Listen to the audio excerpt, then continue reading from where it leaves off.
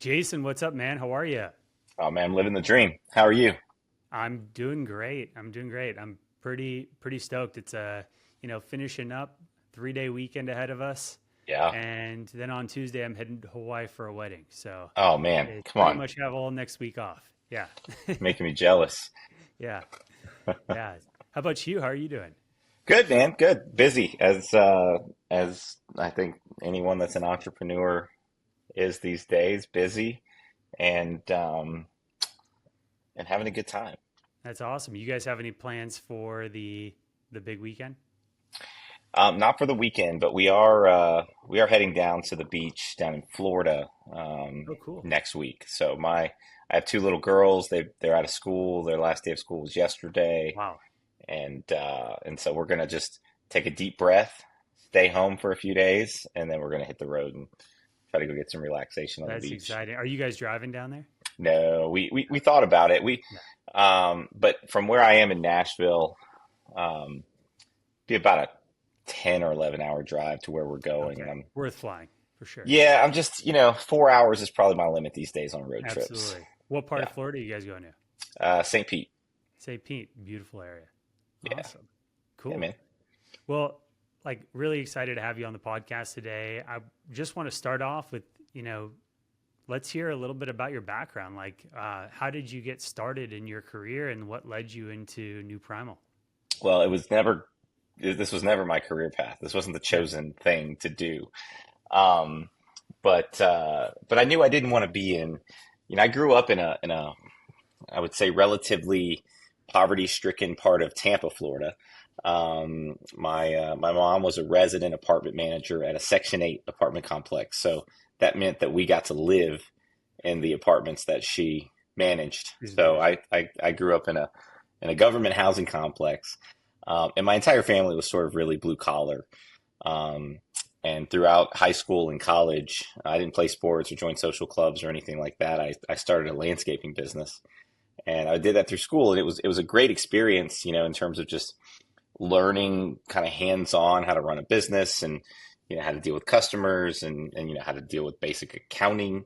Um, but I did not want to do that. Like, I thought, I want to go into business of some sort, and I don't want to be in this blue collar world that my family has been in. And so out of school, I went into financial services, thinking that I would go and be really white collar and deal with stocks and investments and so forth. And I did that for a few years, and it was fun. Um, but no, look, what happened here was both my parents got sick. Both were diagnosed with chronic illnesses. Both were directly related to food and diet. And Oh, wow. so in 2009, I took a really keen interest in food and its impact on our health. Went down a bunch of rabbit holes. And the big takeaway there is I learned how to cook. Um, and I learned to read ingredient panels, and I learned the things that made me feel good and the things that didn't. Um, I have a terrible sweet tooth. And so, the one thing I was attempting to do is take a lot of my own snacks, like to work and my desk job. And I started making like homemade beef jerky. It's just a good like high protein snack to keep in my drawer. And you can't trust any of the stuff that's in the gas stations or the grocery Absolutely. stores. If it's at a And gas so, station, it's can stay on the shelf as long as motor oil. so I was like, we're not doing that. But since like the indigenous peoples used to dry out meat for preservation and would use that as a source of protein. And so I thought I could do that. I can get a little dehydrator at home and make my own basic recipe and feel good about it. But it was the one snack in my desk drawer that always disappeared. It was one all my friends stole from me. And so I finally put this like tip jar out and made people start paying me for it. And they did. They started dropping in, sticky notes with $20 bills and, their names on it and asking me to make them a few bags of beef jerky the next time I made a batch. And so one thing led to another, and my little condo at the time went from, one little $40 at home dehydrator to like six or seven of those sprawled across my kitchen. And it turned into like, it went from a hobby to like a side gig pretty quickly. Wow. Um, and my wife came home from a girls' night out, and I was in the kitchen, flipping trays over and making all my homemade beef jerky. And she's like, "You got to get this stuff out of here, man! Like, everything we own smells like smoke. Everyone thinks I came from a barbecue. Like there's no room in our Yeah. refrigerator. It's just got a bunch of meat in there. And so, that was kind of this like aha moment. Like, are we on to something? So, long story short on that front is I rented a 200 square foot shared kitchen catering space. I set up a really bad website just so people could put orders in and I could have some, you know, Some functioning order retrieval way to system. revenue. Yeah. Some way Yeah. to get orders out. Yeah. And we said, let's try this. And so I learned everything I could about the regulatory side of food manufacturing, what it would take to, produce this safely and distribute it and so forth. And so I did that for about a year and a half, while still working my day job. And then September of 2012, I put my 2 weeks notice in and said, I'm going to go, you know, sell meat snacks full time. No idea what I was And that getting was into. before meat snacks were cool. Like back Far in, before, yeah. far Yeah. before they were cool, man. And I was the only one, I think, outside of like what you would get at your local farmer's market, I don't know that there was I was the first brand to commercialize like grass-fed beef jerky. And so, we hit the streets with a backpack full of jerky, and our goal was to take the gas station out of it. And it was like, look, we can, this was something that we ruined. This used to be, again, like I said, the indigenous peoples used to dry out meat and like it was good. And so we ruined it with what we did with the gas station quality stuff. And so that's what we set out to do. I learned everything that I know about grocery and the supply chain and food manufacturing and food science and all of that in the trenches. I had no idea what I was getting into. I just was sort of, full of passion and grit, and I wanted to go disrupt a category that was gross and that was, underserving the consumer. And um, here we are almost 13 years later, and Wow. the brand has evolved quite a bit. We're in over 10,000 stores nationally, and um, we continue to innovate and disrupt, and we've got shelf space at most of the major national retailers today. So it's been a really fun, interesting, long journey. But I'm more energized today about it than I was on day one. So I don't know that I'd have it any other way. Not in the cards. Wasn't in the cards to go. I thought an entrepreneurial type endeavor would be where I landed, but no idea that it would be in food or meat snacks or anything like that. That's awesome. What was the one domino that really started to move stuff for you in those early days? I can imagine 2012, quitting your professional job, doing this Yeah. full time. Like, was there one key account or something that happened that really flipped the switch where you're like, okay, we're this thing has legs to grow? Yeah, yeah, great question. And there actually was that exact moment. I started with like selling up and down the street to mom and pop shops, the local cafes, the outdoor shops, the bike shops, and places like that, just that were very natural to carry a product like that. I simultaneously tried to cold call every national retailer in the country. So it was Kroger, it was Target, it was Publix, it was Whole Foods. I tried to get a hold of all of them, and I had, again, no idea who to get a hold of. I was just gonna figure it out. It was Publix. So we got through to a buyer at Publix. If you know anything about Publix, they have 1,200 locations in the Southeast. They dominate Florida, and had a buyer there who took my call, who offered to give me a meeting, and who gave me a meeting. And so I went down to Florida. I went to their offices, and I walked into his office, and I basically said, "Look, there is a consumer coming that wants to shop this category that currently does not shop this category because everything on the shelf is garbage. Um, I make a clean alternative. Here you go."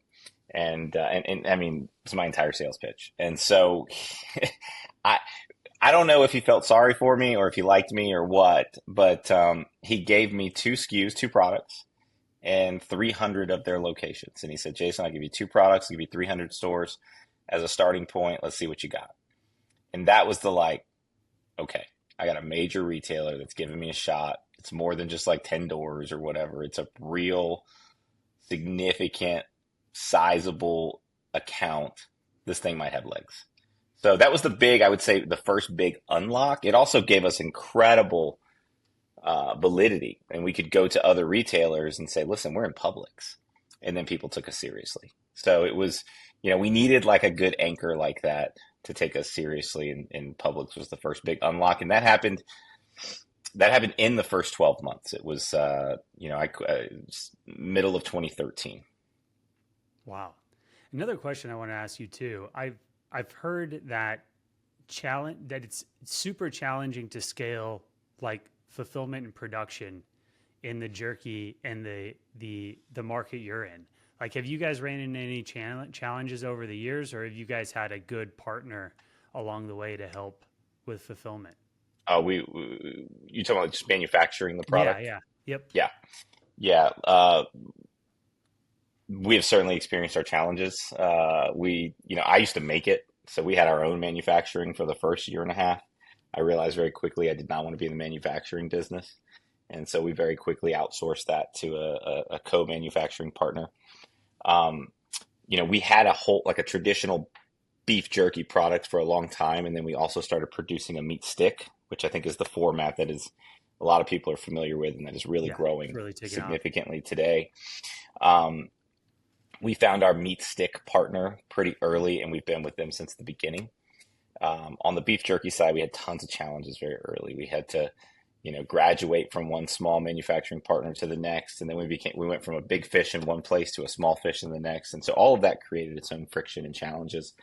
Um, we really, really struggled on the beef jerky side for a long time, and then on the meat stick side, we have a great partner. We have multiple partners now, but we have a great primary partner that we've grown with since the beginning. They've invested in capacity along the way. We've made some investments in capacity as well with them, and we just continue to sort of lock arms and go. I would say, even with all of that, no one could have predicted what's happened in this segment in the last 2 years.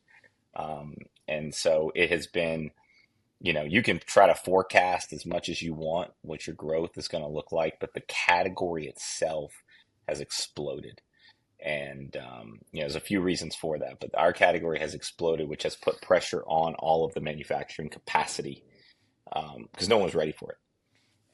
And so, everyone is sort of like rushing to expand their manufacturing capacity in order to meet the current demand. It's a good problem to have. But we have had certainly, in the last 12 and a half years, had our fair share of challenges as it relates to scaling up manufacturing. I feel like we're in a really great spot today. And I think we have a really great line of sight into what our growth trajectory looks like, and feel really confident in our ability to support that. Very cool. What do you think about all this competition that's been flooding the market now? Do you think that overall, there's just a higher level of awareness too, and it's better for the industry? Or how are you guys positioning yourselves against, you've got, in any market, you've got the the innovators, the imitators, and then the idiots. And you guys were obviously, and I mean, I've got to think when you came into the market in 2012, like your competition in meat sticks was Slim Jim, right? Yep. Yeah. And personally, that was something that I would never touch. Like Yeah. I grew up just not, even knowing that it's bad for you, just not going to eat that. Yep. And my wife and I, we have like 2 or 3 different brands in our pantry of meat Yep. sticks, and I've grabbed 2 today so far. It's like a go-to snack during the day. Yeah. Yep. Yeah, look, I've never heard it put quite like that. The innovators, the imitators, and the idiots. I am going to steal that because I think it's a really fun line. I just went to we just went to a big trade show in Indianapolis last week called the Sweets and Snacks Trade Show, and that show is a mixture of I would say conventional snack brands and candy brands. So like everything from Hershey's and Haribo and all of the old guard. Stuff. Yeah. And then there's a mix of like better for you and what I would call like next generation brands in there as well. We counted them. There were 39 meat stick brands in that hall. There were 39 of us. And so, 2 things. I have two opinions on this. One, I think that, a rising tide raises all ships.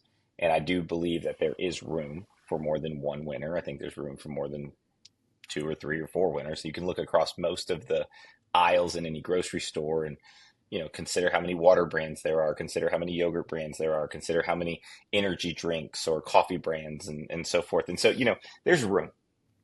Um, Anytime a category like this gets hot though, and I've seen this play out before. Anytime a category like this gets hot, you're going to get a lot of imitators, tons. And they create this long tail in there, and it's a little noisy. I think that the brands that are truly authentic to their mission and the ones that, have created, really loyal followings, will keep that. And so, what we saw in meat snacks, beef jerky specifically, in 2015 was a very, very similar pattern. And what happened there, the trigger for that was there was a company called Crave Jerky, based out of Northern California, that was the first brand to come in and really start to challenge Jack Link's and Oberto. I mean, they were the only two out there. And they didn't get really big. They built some size, but not really big. But Hershey's came in and acquired them for a very, very large sum and for a very, very large revenue multiple. And everyone went, oh, meat snacks and protein, that's the next big thing. And so, a bunch of people flooded the market to be the Everyone next reads the Crave. article, sees the acquisition, and says, okay, That's right. Challenger brand gets acquired by Hershey's. There's money to be made here. Yeah. 100%. And so we saw that play out. Now, the challenge with that is it creates, again, the brands that aren't authentic, the ones that are just going, hey, let me just go try to get a quick hit. What happens there is that they create a race to the bottom on price and promotion. And so then everyone just starts to fight for shelf space. They just start throwing money at retailers. They start promoting their product, diluting the price points, and no one's making any money. And then they're just, it's a fight to who can, not run out of money first. Totally. And so we've seen that play out. I do think acquiring manufacturing capacity today in this category is very difficult. I do think that the supply chain, if you don't have a handle on it right now against larger brands, it's going to be very difficult. And I think if you're just trying a Me Too, you're just going to get crushed. So, I can't hang my hat on, we were the first to commercialize grass-fed beef jerky, because that's done. That's way over. I mean, you can go to any store today. I don't care if you're in Walmart, you can find grass-fed beef jerky. It is everywhere. Yeah, it's everywhere. Yeah. So that's done. That's great. It's a huge improvement to the supply chain. It's good for everybody. So, we've had to evolve over time and ensure that our unique selling position is there and that we have a right to be in the category, right to win. And we have something that's incremental and unique to give the consumer. And for us, we've hung our hat on a couple of different pillars. One of those is we don't specifically anchor ourselves to beef alone. So we sell across proteins. We have a variety of different proteins with turkey and chicken specifically. Chicken has not been done well historically, and no one has done anything with chicken and meat snacks. It's really hard to make a meat snack out of chicken because it dries out really quickly. But poultry is the most consumed protein in the country. So we do some really unique stuff with chicken that none of our competitors do, that give us a really nice position on the shelf. And the reason we found ourselves into that world is because, we took our sticks early on, we cut them in half, and we made them into minis. And made them into minis for mom to be able to throw in the purse, and for her to be able to get to little Johnny at the baseball game when he's hungry or when he just gets out of school, and he can have a quick snack that satiates him, that he likes, that he'll eat. And then, my wife to give me one when we're on a road trip and she knows Perfect. I'm hungry. Yeah. Here's a quick snack. Let this hold you over. So, I think historically this category has been very male dominated, given to your point, the Slim Jim and the Jack Links and everything from the branding to the product itself has been very, very male dominated. And we found like a little bit of a hole here where we said, well, there's a new consumer out there that wants to consume this category, but there's nothing for them. And so, when we led with poultry and we led with minis and minis that had fun flavors that the kids would also eat, everything opened up.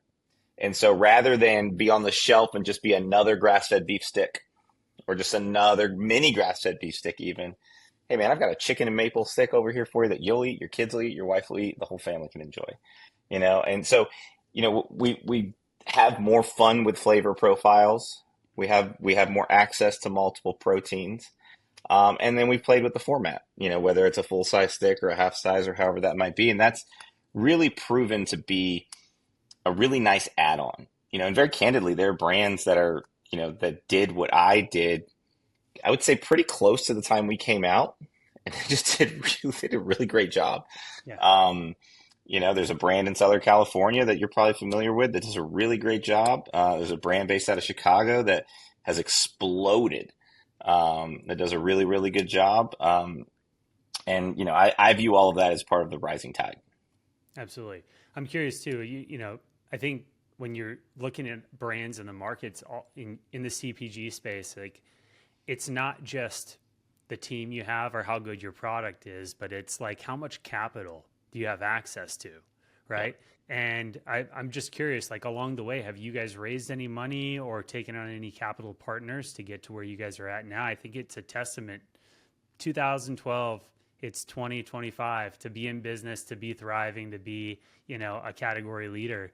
Like, what have you guys done to ensure like financial stability along the way with that growth? Yeah, great question because growth eats cash. The cost of placement in retail is very expensive. The cost to promote and market your brand inside of retail stores is very, very expensive. And heck, we're buying meat. The carrying cost of raw materials is very expensive. So to answer your question, absolutely. And I've never been shy about this. It's the only reason we're here. I don't know that you could build a brand that is in consumer products, food that you want to sell into grocery stores. I don't know that you can bootstrap that entirely. I think it's virtually impossible. I, Like I, it, I, yeah. if there's a way to do it, somebody show me. I don't know that it exists from what I know and what I've learned. Yeah. Um, Unless there you're are, able to sell D2C completely and you're really savvy, even there, the cash conversion cycle with manufacturing, and like you said, the margins are so low. yep, Cash conversion with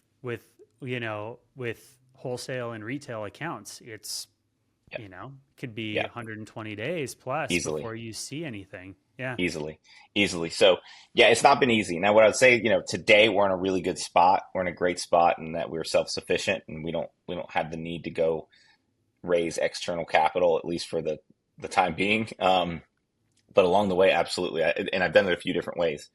So I'll be really clear about this because this is like, if people are going into this space, they just need to know, I certainly had to go the angel investor route, the friends and family, and go and pass the hat and, raise. And when I say that, like raise $500,000 here, raise $1 million there, and just, round it up in a bunch of checks. I've done that. I did that a few times. We've had to have a really good like operating line of credit that helps fund operating expenses and that cash conversion cycle that Yeah. you're referring to. Those types of loans on small brands that are just getting into the market are very expensive. So you pay high rates of interest on those to be able to deal with that. We've done that. And then I've had to go the venture capital and private equity route where you're, getting sort of a little bit more enmeshed with those groups and inviting them into your boardrooms and giving them significant ownership stakes in the business. And so we've done that as well. But in total, just slightly north of $20 million I've raised over the last 12 years. Wow. Congratulations. I mean, that's what's necessary. Everything you said is just textbook necessary in CPG. I Eh, talk with young founders all the time, and I'm like, if you're not comfortable raising money, then do not get into this space because you're going to have to do it. You're going to run out of cash. You're going to have like, I've had so many clients that have like, my co-packer went bankrupt, and they had a $500,000 in inventory, yeah. and I'm probably never going to see that again. I mean, it's like these stories happen all the time, and if you can't weather those bad storms, or like you said, waiting on a check, and that check could be 4 months out, So it's congratulations to you. I know that is everything that's necessary in your space. So with that being said, like being now almost 15 years old as an organization, like where do you guys see the next 5-10 years? Yeah. I mean, we've tried a lot. So the other thing I want to be clear about is that, we cast a really broad net, um, for many years. And so one of the things that we did that was unique, and I don't advise this, by the way, I had to really survive. But one of the things that we did that was unique is that we crossed categories, in the middle of 2016, 2017. I do not suggest that. I do not suggest any founder start a brand, be in the category without significant scale in the category that they're in to begin with. They should never even think about whatever the next aisle looks like. Anything else? Just focus on that one thing. Yeah. I would never advise anyone to do it. But we had this unique opportunity, and I won't go into the entire backstory, but we had this unique opportunity to turn our beef jerky marinade into an everyday all-purpose marinade sauce that we could sell, bottle it up, and put it on the shelf. That was actually our foot in the door at Whole Foods, so I don't regret it.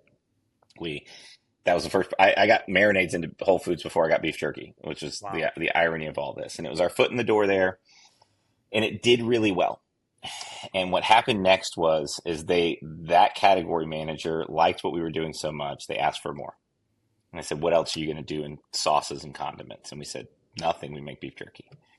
And they said, "Well, we think you should do barbecue sauce. And what do you think about wing sauce? And then what do you think about going to salad dressings next? And what would you do if you put that into a dry seasoning? What would that look like?"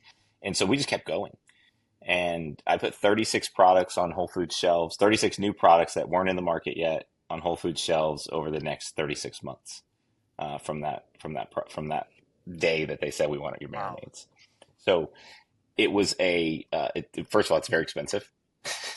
You're gonna have a lot of losers in that also. Yeah. And it's very hard to predict innovation and what it's going to do. So forecasting is a nightmare. But we did that. And I would say I'm grateful for it because it opened some doors for us that we wouldn't have opened. It also helped us to survive COVID. Because COVID, people stopped eating meat snacks, but everybody was cooking at home. And but it really divided our focus. And so we were no longer sort of, punching through the glass with a closed fist. We were really sort of fighting a multi-front war.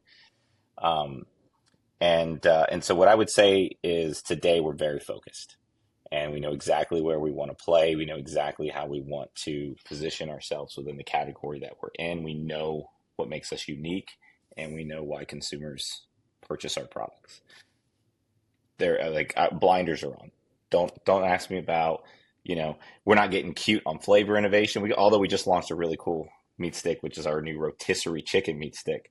But we're not getting crazy. We know what we do and we do well, and we're going to do more of that. There's huge opportunity for us to expand our current assortment in conventional grocery stores and within the club channel. And so we're just going to focus on expanding our footprint for the next couple of years. But I think, we're going to be in a really unique position in say the next 2 or 3 years where we're going to have to make some decisions. Do we want to continue to grow, at 40 or 50% a year like we've been doing and just hold on and have fun and keep going? Do we want to find a bigger strategic partner who we might want to partner up with and sort of fold our business into theirs that allows us to reach a much bigger scale and provide more access to our products at a much broader scale? And I'm not sure yet. We'll see. We're having so much fun now that it's hard to say for sure. But we know our product strategy, we know our channel strategy, and we're being really, really disciplined in that. And I think what will happen is that time will tell, and we'll have some really big decisions to make in the next year and a half, 2, 3 years on how do we want to continue to grow and scale. Is it hold tight, self-fund, steady and go and keep running the show? Or, is there a larger snack food centric brand who has a vision for better for you snacks and we could partner with that could really, broaden the scope of what we do? Level. We'll see. That's awesome.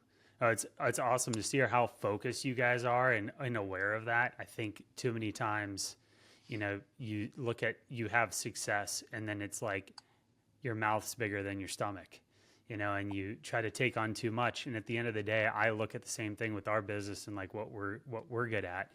When we just keep our head down and just forget about the noise, our P&L and our growth is like this. It looks great. The moment you start trying to get savvy, you start trying to think you can do other things, the moment chaos erupts. Yeah.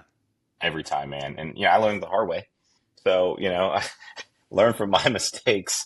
I learned the hard way. And because I think entrepreneurs, we like the creative side of this. We like to chase all these great ideas. We want to implement all these great ideas. And that's our form of art. I like to say it's like that's what gets entrepreneurs get excited about creating things. Yeah. And the thing is, it's like sometimes you got to put those blinders on like you're a racehorse and just Yep. forget about everyone else and just do the one thing that you're really good at. Yep. Yeah, Narrow and deep. Narrow and deep. absolutely. That's cool. I'm curious too, with all of this competition in the market and everything of this growth that you guys had, what are you guys doing on the marketing end to more or less like generate more demand for the products, right? You guys Yeah. have the distribution over 10,000 locations now. I mean, that's Yeah. incredible. But Yeah. now it's like the market penetration becomes how do we make sure that, you know, that American mom who is buying those snacks every week at the Yeah. store, right? Keeping Yeah. them in Yeah. the It's great. grocery It's a cart. great question. There's so many ways to do this. I think, you know, because of the cost of supporting products in brick and mortar retail, we always start there with our trade spend. And so we always start with, what does it take to support the sales of the product and grow velocities and trial and awareness at Whole Foods?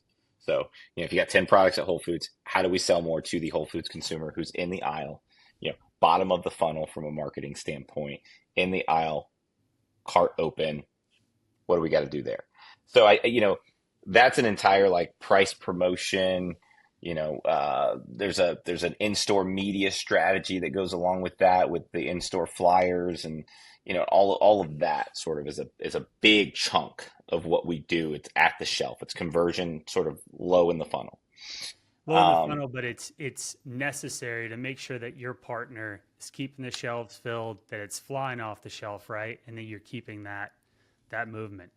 100%. Yeah, Yeah, I mean, because getting in the door is fun, but if you can't keep the movement, if your movement can't keep up with the category metrics, then you're out, and then totally. it's a different conversation. And then two, it's really expensive to get in, and once you're in, like you ideally, like, that's your customer you're going after. And so if you can convert them at the shelf, and again, there's packaging, there's price architecture, there's promotional cadence, and then there's, can I get in the ad? Can I get the end cap? Can I get the side Yeah. panel? What can I do to get more attention? Can I do the in-store demo program to get the product in people's mouths? Like, to me, if you're making a physical product in CPG, like, that's step one. That is the foundation of everything that you do, way before you go have the great paid Instagram ad, because that doesn't, you're talking about a very, very different efficiency and spend. And Absolutely. so Way for more us, expensive too. Yeah. that's right. That's right. That's right. So that's one. That's a big part of what we do, is everything is supporting the in-store, the retailers. And then the one thing I regret that I would, again, if I were to give somebody advice, the one thing I regret is I didn't do enough on Amazon early on. And our product just happens to lend itself perfectly to Amazon. Not every product Yeah. does, but ours does. And same concept in that, you know, Amazon already has a consumer on the platform. They've already done that work. So lower in the funnel, and, people searching for healthy meat snacks or low sugar meat sticks or It's the grass. virtual big box. Everyone's got their credit card information saved. They have free shipping. It's part of their daily ritual to using the site. Yeah. We didn't show up there until just right in the smack middle of COVID, and I was like, God, we're 5 years behind. Today, I mean, it's a significant portion of our revenue, significant portion of our bottom line profit. And that ad spend on that platform to convert consumers who are already searching for those keywords is very efficient. And so, and really scalable. And so I kick myself every day that I didn't get started there sooner, because that's also like a flywheel that once it's really Absolutely. going, it hums. And so, we do a lot to support that platform today. Just given, once again, it's very low in the funnel. And then sort of the next tier up from there then goes into more of a traditional paid media strategy, where, you work with the social media platforms, and you're trying to reach targeted audiences there to create general brand awareness. And then you can kind of filter into your influencer marketing and the other tiers Out that of are in that. home, all the more traditional stuff. Yeah. That's right. You can kind of do that. Um, but you can't do all of it at once. And so No. for us, it started with in store, and then we went into online, which for us, Amazon made the most sense. And then, then you go into sort of more of your paid media, top of funnel, influencer, and, all the more traditional stuff that you would do. That's awesome. And where do you see the biggest opportunity for you guys, like over the next like 2 years with everything? Is it that this category is going to continue to expand? So just continue doing what you're doing. Is it any new products that you guys are releasing, or is it just doubling down on what you continue to do? Yeah, yeah. Well, first, I do think the category will continue to expand. I think we're just getting started. I think that there's a couple of things. Broad consumer awareness around the benefits of just protein in general are continuing to grow and grow. And it's not fake protein. It's not like added protein to a Pop-Tart, right? It's like, no, Or this is it's not pea protein. It's not like it's that's right. it's real grass-fed protein. And I think Yeah, like you said, in the market, we're living in a world where when it comes to health and fitness now, in nutrition, people are fundamentally going back to the basics. It's meat, 100%. fruits, vegetables. It's eat real foods, and everyone wants to eat more real foods, not fake foods. Yeah. 100%. So I think that this, the tailwind that the category has will continue to accelerate. Um, and then you add in things like, there's this, the GLP-1 movement where, again, the people who begin to take those types of medications then also desire high protein foods. And they need And high protein to, I mean, the biggest thing now I've been just reading is, people are going on GLP-1 for a year, and they're now developing these bone loss issues. And it's because if you don't work out, if you don't lift weights and eat protein when you're on GLP-1s, yep, you're going to get sick. they go hand in hand. Yep. They go hand in hand. So ideally, and whatever your opinion is on GLP-1s, ideally that raises consumer awareness around the benefits of eating protein. Totally. And so Yeah.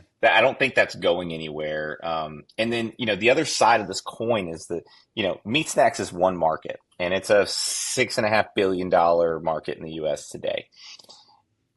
You go up a tier to just general snacks, or you right, and you go up a tier, then you start getting into like 15-20 billion dollar markets. And if you think about, for us, if you think about like the size of the kids snack market, it's about $12.5 billion. And the vast majority of kids, do you have kids? First one on the way in November this year. So Congratulations. You're gonna run right smack into this. So, kids are grazers and they're snackers, right? It's really hard to get them to sit for a formal meal. Some parents can do it. High five to you. My kids love to graze. And so, you can do the best you can with pistachios, and you can do the best you can with like fruit in the house. But outside of like some basics like that, there's lots of puffs, there's crackers, there's cheeses, there's Cheez-Its, there's, goldfish, and there's lots of sugary granola bars, and lots of sugar and crappy options out there in that $12.5 billion. And so what we're finding is that, parents can't entirely prevent their kids from getting some of the crappy snacks. And I think it's fine. It's part of childhood. Go eat some fruit, go eat some sugar, have some fun. But, when my kid wants to go have a piece of candy, it's like, well, put something real with it. Go eat. I don't care if it's a yogurt. I don't care if it's, some cheese, but go put something real with it that's going to combine, so you don't just have this gigantic sugar spike and you're bouncing off the walls. And so for us, the meat sticks have done extraordinarily well with parents and kids, and it's a market that's never been touched.